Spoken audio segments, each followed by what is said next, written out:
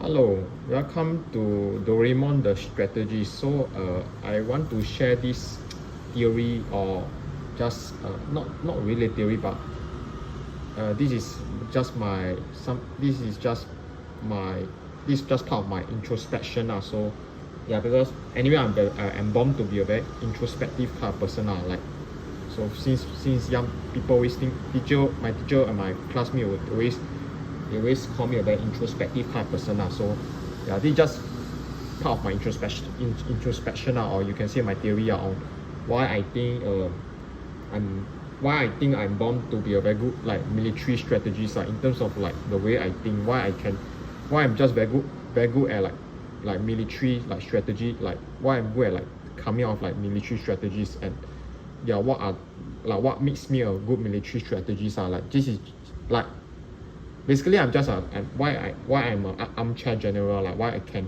why I'm just good at thinking through thinking about military strategies just in general. So like yeah, but to start with, there's a difference between like tactician and strategy. I mean, you have heard this all the time. There's different, like in military terms there are tactics, there are operationals, people those who are very good at they are very good in like operational arts, operations and strategies. Also there's like tactics, strategies and all this. So for me, strategy is about the big picture like how you see how you see the a country resources, the geography and everything that determine his ability that determine his ability to win a war So well, statistics is focused more on like the in tactics are basically focused on the small scale, like the small scale individual attacks by the various soldier, the various platoon in the battlefield Whereas that strategy is like you see the entire picture, you see the country resources, the front line, you see like whether there's a high chance the country can win a war. So it's about the geography and also about the history of a country so so this is what I think like what makes me a very good military strategy. So I think for a person to be a very good military strategist, you need to have two criteria. So first criteria is you need to be quite good in math and science. When I say quite good in math and science, it means like you're the kind you are just good at math and science also, as long as I don't consider myself brilliant in math and science but if I study hard and I actually apply myself, I still can do quite well in math and science like just by the typical Asian way you just like do a lot of question paper, you just like keep practicing, listen in class and all this, then yeah, I think I can do reasonably quite well then yeah, so the first priority is you need to be quite good in math and science. Then second is you need to have like real interest in geography and history. So like your interest is more towards like humanities, like the history, politics, geography but I'm for me to be quite good at like this subject, I'm not that kind of person, because I'm not a language. Because if you want to do well in history exam, there is a certain level of like linguistic like capability. You need to be able to write a history essay, you need to be able to be quite good with language I'm not a language kind of person, I'm more of a math and science person, but at the same time I'm not brilliant in those, and I don't have a lot of interest in like going in like doing a science PhD, science or math PhD So yeah, so I have interest in math, geography and history, but at the same time I'm good at math and science So that's I think the criteria for a good military strategy. So if I give one historical example, like Napoleon, I've read one of his book before, like I have read a biography. Basically Napoleon, he was quite good at math so he even went to the school, he even went to study artillery yeah, he was quite good at math and science he understands math and science, he's just good at it, but at the same time he has more interest in being a general or politician. He has interest in history and geography so he's more he has an interest in history and geography, but at the same time he's good at math and science so yeah, this is an example where your interest and your actual capabilities, your strength, they don't actually like they don't coincide so that's where like yeah, you have strategies, military strategies yeah, like them so I'm one of such example So this is my high school so I went to this school so in the school where I came from this is considered one of the good high school, so-called the good high school lah. Like in secondary school lah. Secondary school there are good, average, and bad lah. So this is one of the good one lah. So yeah. Okay, so I show you my set 4. Okay, so if you see my set 4 results, you see okay, this is my set 4, the final year, because in secondary school you study for 4 years. So this is an all boys school. So for me like you can see, okay, you can see my integrated humanities. This is the elected one. The elected means history. The elected ones means you choose like literature, history, and geography. You choose a subject. You choose like a subject. You just choose a subject. So integrated humanities elected the elected version. So elected one, I choose history and geography. I never choose literature. Oh, don't ask me to choose literature because I'm not good at literature. Okay, I managed to get A2 for literature English, but that was because set 1 literature was very easy. I believe the first year's literature was quite easy. Okay, I still managed to get literature A2. Okay, this is actually not bad. I just let's see. Yeah, but okay, I think why okay, because I think like my expectation was very high. I was expecting, when I was in the first 2 years, I was expecting to get as many A1 as possible lah. So yeah, when I get A2, I objectively speaking, I don't think I'm good at English. I've never been very good at English. Yeah, because you see okay, English is never my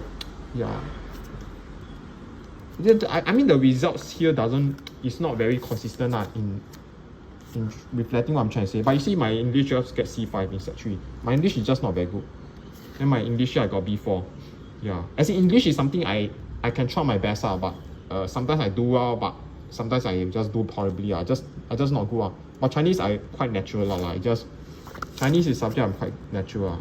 I get B3 probably because like I think the paper happens to be very hard. Then also like I didn't prioritize my revision time for this subject.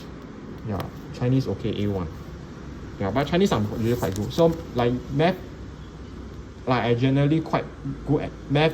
Yeah, math and chemistry, physics I can be quite good if I apply myself.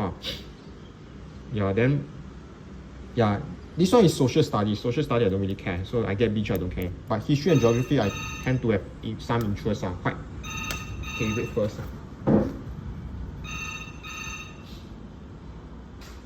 Hello?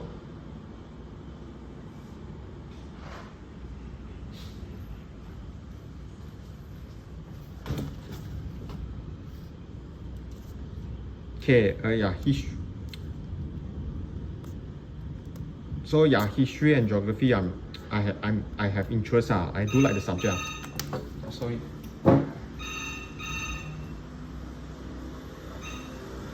Hello? Speaking.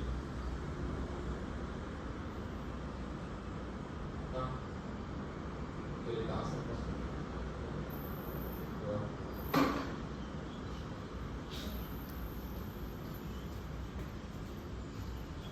你要摆空看了。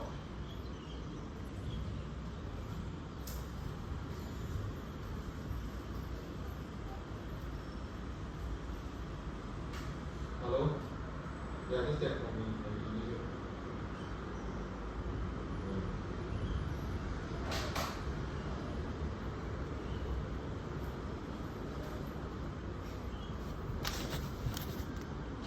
Yeah, so okay, so basically I do have interest in geography and history, but yeah, but generally math and science is easier for me to practice and do well whereas for history and geography sometimes it's like it's very hard for me to practice because writing an essay is like, you have to be quite creative, and I tend not to, like you ask me to write an essay, I just don't like it like I like to practice in an easy way in a more repetitive way like math and science is a more straightforward way of like doing well. You just practice until you get it. But whereas for essay writing, I just hate it. I just hate it. This is just personal preference. I just hate it. Yeah. So you see my elected, my history and geography is A1 but it's not really it's not because I'm good. I just when I was in secondary school I was quite a diligent person Like you see, if you look at the Chinese comment, I always get compliment of me being a very diligent student. So I'm always been, yeah. But she said my handwriting is very bad. My handwriting is just incorrigible. Yeah, but back to my point is like, to be a good military strategist, you need to have interest in history and geography. But at the same time, you are good at math and science, and you have the competency. Yeah. So for me, like, you need to have the interest, because if not, you won't be reading up. Like for me, I spend a lot of free time, and now when I have nothing to do, I will just read about, like, I'll just read a random like World War II stuff. Like read about like Operational Barbarossa. Like read about K Blue. So I just fascinated by how all the terrain, the mountains, influence strategies. Like why they need to have a front line around the Volga River, how the Volga River forms some sort of natural front line. So all these I just interest in geography and history, like just for that purpose. Very interesting. Then when I used to read about like castle fortification, like you know, like how medieval castle, they have certain defenses, like they have the moat and all that. I just find all these interesting, like history, geography. I just find it interesting for that purpose. But at the same time, yeah, because if you don't have the interest, you won't be very, very good at military strategy. The point is like, if you don't have the interest, you won't have the knowledge. You won't have the knowledge. You won't have bother to read up all these things. Then you won't have the knowledge of how to use like geography and history to advantage. So then you won't be very good at strategy in general. Because if you are just good at math and science but you have no interest in history and geography, then you end up, you should just be an engineer or scientist.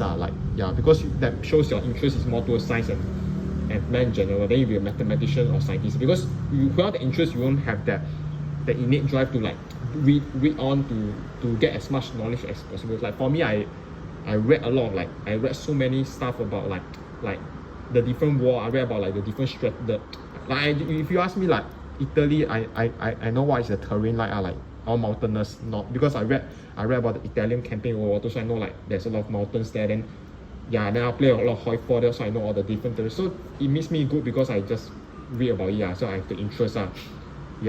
But having a strong competency in math and science is important to being a strategist, because if I have interest in history and geography but I'm not good at math and science, then I think a better path, I'll be more suitable to be a teacher, a history teacher, or I can be a history teacher. I can do things that are more like I can be a history teacher, because that one you need to be quite good at language. You need to be fluent. You need to be able to write essay very well. Then I can be a historian. I can be a researcher. But I just don't like to because I don't like to start. I don't like to study for history exam. That's why in my A level I never even take history or geography. I actually took like the sciences, because I want to make it easy for me to get A. So that's the reason. Okay so I think that's the idea. So you can see chemistry and physics. And my physics, I think there's an improvement. A1, A2, But so you see my math and science, if I actually apply myself, actually study hard, I can do quite well. But when it comes to interest, it doesn't align. So this is a dilemma. I won't say it's a dilemma. This is something I have been basically I have this this contradiction inside me for many, ever since I was small. I always felt that way. So I can't mix well with people who are good at math and science, but at the same time I also can't mix. I don't really have a lot of friends that are in history and geography, like this kind of field. So I don't have friends from that class also, because in our secondary school you mix around with different class. So I don't have click in the science and math class, but I also don't have click in the history and geography class. So I'm a bit of a lone wolf. Because I like history and geography, but at the same time I don't really study so hard for this subject. I prefer to study hard for math and science. But at the same time, when I start, the people in math and science class tend to be quite gifted in, they really like the science and math. They really want to create, innovate in the scientific field. I don't really care about innovating in the scientific field. I don't care about coming up with a new math theory. So there's this contradiction as it started me. That's how I was quite alone over. That's the huge point of me. Then when it comes to music and art, I'm not in my A1 it's easy to get A1 in our class, but to be, because in our secondary school our art class is very small, like it's a very small class, so generally the people there, I thought I was quite good at art, I thought, but until I actually enroll in the art program in secondary school, and I know it's freaking hard, and yeah, and even if I study very hard and do very hard, I don't think I meet the standard, like basically I just say art I'm okay, I'm okay in the subject, I'm okay. That means I can draw, I can draw quite well, but not good enough, just the point is I'm just not good enough. Yeah, but I do have a strong design sense, like I do understand a bit, like I can tell what is a good design and bad design. I have a good aesthetic sense, but no, but what I can say for sure is I'm definitely quite good at math and science, but at the same time I have interest in history and geography, so that's the reason why I think I'm a very good military strategist. Yeah, I think you need these criteria to be a good strategist in war, in basically war, understand now. Okay so that's it. This is just a personal thing, I mean, in today's world, being a military strategist, have this, it's nothing fancy. It's just a gimmick, or it's just nothing special, because it's not my profession. I mean, I don't work. My current job is not even a general or a politician. I just do, this is just a hobby of me, like playing game, hoi for all this is just a side hobby. As long as I got time and extra time, I will just do this. But it's not how I earn my money, and how I take care of myself in real life. So this is just, YouTube is just a hobby, just a side show. Even if I get a lot of subs, I don't treat it so seriously, because it's just for me to share whatever games I play, and just so YouTube is just a side show and hobby for me, So I spend a lot of money on YouTube buying new games, but even if I don't have YouTube, I'll still be doing that, because playing game is just my hobby. It's just a hobby of me. I've been playing games since I was small. So so that's it Okay. So this just sharing my personal stuff, Okay. Thank you very much. So see you next time.